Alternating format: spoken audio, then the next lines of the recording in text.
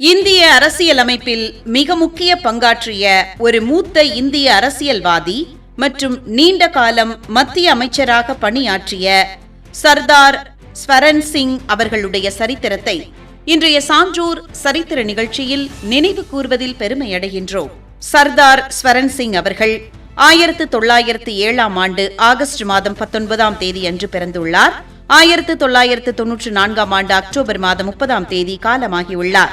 இந்திய அரசியலமைப்பில் குடிமக்களுக்கான அடிப்படை கடமைகளை இணைக்க பரிந்துரைத்த இவருடைய தலைமையிலான ஸ்வரன் சிங் குழு மூலம் இவர் இந்திய வரலாற்றில் பரவலாக அறியப்படுகிறார்.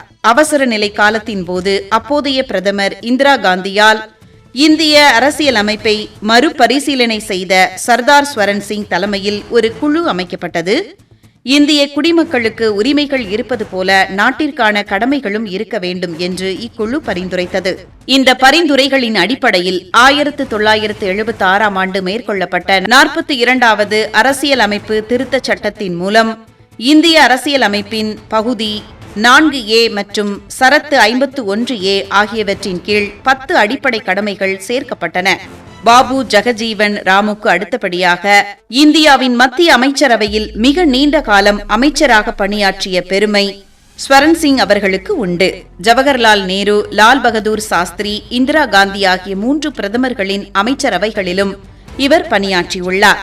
இவர் வெளியுறவுத்துறை, பாதுகாப்புத்துறை, உள்துறை, ரயில்வே மற்றும் நிதித்துறை போன்ற மிக முக்கியமான பல அமைச்சகங்களை முன்னின்று நடத்தியுள்ளார். பஞ்சாபில் பிறந்த இவர் லாகூரில் சட்டம் பயின்று வழக்கறிஞராக தன் வாழ்க்கையை தொடங்கினார். பின்னர் 1946இல் பஞ்சாப் சட்டமன்ற உறுப்பினராக தேர்ந்தெடுக்கப்பட்டு அரசியலில் நுழைந்தார்.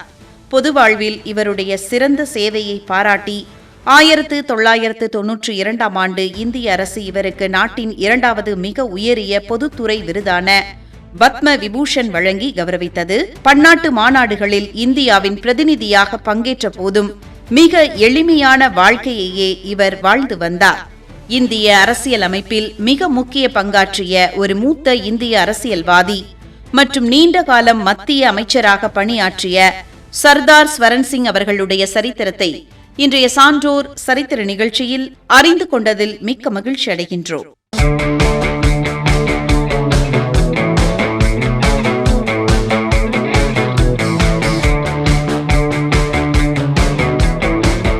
இந்தியாவின் 9வது குடியரசுத் தலைவரான டாக்டர் சங்கர் தயாள் சர்மா அவர்களுடைய சரித்திரத்தை இன்றைய சான்றோர் சரித்திர நிகழ்ச்சியில் நினைவு கூர்வதில் பெருமை அடைகின்றோம்.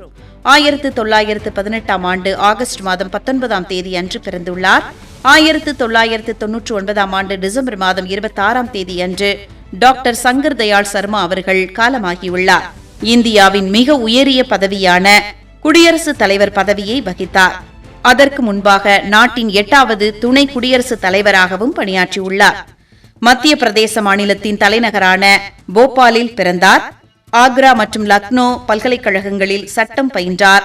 சங்கர் தயாள் சர்மா அவர்கள் லண்டனில் உள்ள புகழ்பெற்ற கேம்பிரிட்ஜ் பல்கலைக்கழகத்தில் சட்டத்துறையில் PhD பட்டம் பெற்றார். லக்னோ பல்கலைக்கழகம் மற்றும் கேம்பிரிட்ஜ் பல்கலைக்கழகத்தில் சட்ட விரிவுரையாளராகவும் பேராசிரியராகவும் பணியாற்றினார். 1940களில் இந்திய சுதந்திர போராட்டத்தில் தீவிரமாக பங்கேற்று சிறை சென்றார். 1952 முதல் 1956 வரை போபால் மாநிலத்தின் முதலமைச்சராக பணியாற்றினார். அப்போது இந்தியாவின் மிக இளம் வயது முதலமைச்சர்களில் ஒருவராக இவர் திகழ்ந்தார். 1972 முதல் 1974 வரை இந்திய தேசிய காங்கிரஸ் கட்சியின் அகில இந்திய தலைவராக பொறுப்பு வகித்தார். இந்திரா காந்தியின் அமைச்சரவையில் தகவல் தொடர்புத்துறை அமைச்சராக பணியாற்றினார். ஆந்திர பிரதேசம், பஞ்சாப் மற்றும் மகாராஷ்டிரா ஆகிய மாநிலங்களின் ஆளுநராக மிக சிறப்பாக பணியாற்றினார் சங்கர் தயாள் சர்மா அவர்கள். 1987ஆம் ஆண்டு இந்தியாவின் 8வது துணை குடியரசுத் தலைவராகவும் மாநிலங்களவையின் தலைவராகவும் ஒருமனதாக தேர்ந்தெடுக்கப்பட்டார். 1992ஆம் ஆண்டு வெங்கட்ராமனுக்கு பிறகு இந்தியாவின் குடியரசுத் தலைவராக பொறுப்பேற்றார். இவரது 5 ஆண்டு பதவி காலத்தில் நாட்டின் அரசியல் சூழல் நிலையற்றதாக இருந்தது. இதனால் PV Narasimha Rao, Atal Bihari Vajpayee, HT Deve Gowda, IK Gujral ஆகிய 4 பிரதமர்களுடனும் இணைந்து பணியாற்றி இந்திய அரசியலமைப்பு சட்டத்தின் மாண்பை காப்பாற்றினார் சங்கர் தயாள் சர்மா அவர்கள். நாடாளுமன்ற விதிகளையும் ஜனநாயக நெறிமுறைகளையும் மிக கடுமையாக பின்பற்றிய ஒரு கண்டிப்பான மற்றும் நேர்மையான தலைவராக மதிக்கப்பட்டார். இந்தியாவின் 9வது குடியரசுத் தலைவரான டாக்டர் சங்கர் தயாள் சர்மா அவர்களுடைய சரித்திரத்தை இன்றைய சான்றோர் சரித்திர நிகழ்ச்சியில் அறிந்து கொண்டதில் மிக்க மகிழ்ச்சி அடைகின்றோம்.